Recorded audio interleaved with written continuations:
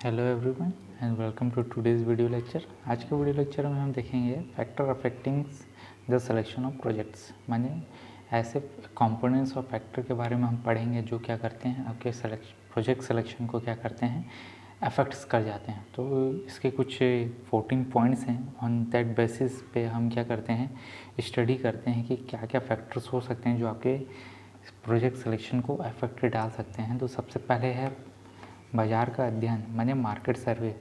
हम जिस प्रोजेक्ट अवसर का चयन करते हैं या प्रोजेक्ट अपॉर्चुनिटी का सिलेक्शन करते हैं, उसके प्रोडक्ट के बाज़ार का पूर्ण ज्ञान होना आवश्यक होता है।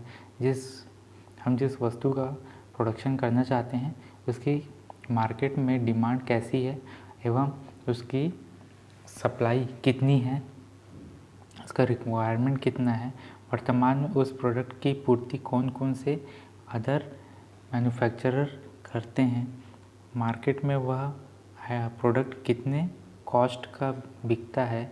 इन सब जानकारियों के लिए बाज़ार का सर्वेक्षण या फिर मार्केट का सर्वे करना बहुत आवश्यक है। सेकंड जो है वो है रॉ मटेरियल की उपलब्धता की जानकारी।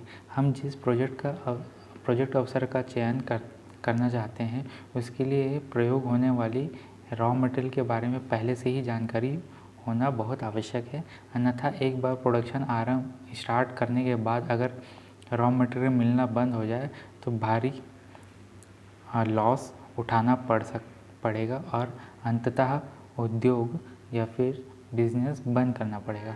अतः पहले से ही इस बात का पता लगा लेना कि रॉ मटेरियल कहाँ से और किस रेट पर या किस कॉस्ट पर अवेलेबल है और क्या भविष्य में इसकी पूर्ति निरंतर होती रहेगी, ये कंटिन्यूसली होती रहेगी, उसकी रिक्वायरमेंट जो है कम फुलफिल, इन सब चीज़ों को ध्यान रखना है। फिर मूलभूत सुविधाएं, तो मूलभूत सुविधाएं किसी भी एंटरप्राइजेस को स्थापित करने के लिए कुछ फंडामेंटल फैसिलिटीज़ आवश्यक है, इम्पॉर्टेंट है होती है। जैसे कि यदि आप पापड़ उद्योग लगाना चाहते हैं तो मशीनों के संचालन के लिए बिजली की पूर्ति होनी आवश्यक है तथा मटेरियल की आपूर्ति के लिए सड़क तथा ट्रांसपोर्टेशन के लिए अवेलेबल या सूटेबल अरेंजमेंट होना चाहिए। देन फोर्थ है तकनीकी ज्ञान, माने टेक्निकल नॉलेज। हम जिस प्रोजेक्ट अपॉर्चुनिटी का सिलेक्शन करना चाहते हैं उससे संबंधित टेक्निकल नॉलेज का होना अत्यंत आवश्यक है। जैसे यदि आप आटा चक्की लगाना चाहते हैं तो आपकी उसके विषय में पूरी जानकारी होनी चाहिए। देन उसके बाद नेक्स्ट है वित्तीय संसाधन, माने फाइनेंशियल रिसोर्सेज। प्रोजेक्ट अपॉर्चुनिटी का चयन करते समय यह पूर्व में जानना इम्पॉर्टेंट है कि हम जो अपॉर्चुनिटी सिलेक्शन करना चाहते हैं उस पर कितनी इन्वेस्टमेंट होगी और हमारे फाइनेंशियल रिसोर्सेज के अनुसार हम उसका वहन करने की स्थिति में है अथवा नहीं। अपनी कैपेबिलिटी से अधिक का एंटरप्राइजेस स्थापित करना उचित नहीं होगा। देन उसके बाद श्रम आयोग की उपलब्धता। किसी भी एंटरप्राइजेस का चयन करने से पहले यह ज्ञान आवश्यक है कि उसमें कितने कुशल, अर्धकुशल, माने skilled, semi skilled and non skilled labour की आवश्यकता होगी और उनकी पूर्ति या फिर अवेलेबिलिटी कहाँ से होगी। एंड सेवन्थ है पारिवारिक वातावरण, माने फैमिली का एंटरप्राइजेस की स्थापना में एक इम्पॉर्टेंट रोल होता है। अतः अपॉर्चुनिटी के सिलेक्शन से पूर्व फैमिली के मेंबर से सजेशन और एडवाइस लेना बहुत आवश्यक है। अन्यथा परिवार के मोटिवेशन के डिफिशिएंसी में एंटरप्रेन्योर या फिर एंटरप्राइजेस को डिज़ायर्ड रिजल्ट नहीं मिल पाता। एंड नेक्स्ट जो है वो है सामाजिक स्थिति, माने सोशल स्टेटस। परिवार जो फैमिली की तरह जो सोशल लेवल है या स्टेटस भी अपॉर्चुनिटी के सिलेक्शन को प्रभावित करती है। हम जिस समाज में रहते हैं उनकी सांस्कृतिक मूल्यों, रीति रिवाजों, रूढ़ियों आदि के व्यवसाय का टकराव नहीं होना चाहिए। एंड 9th है आवश्यकता। उद्योग का चयन करते समय इस बात का भी गंभीरता से विचार करना चाहिए कि हम इस उद्योग की स्थापना क्यों करना चाहते हैं, अपने लिए, अपने परिवार के लिए अथवा अपने राष्ट्र के लिए। जब तक हम आवश्यकता का ठीक पता नहीं चलेगा तब तक उद्योग के सिलेक्शन की सफलता नहीं मिलेगी। 10th है अपनी क्षमता का आकलन।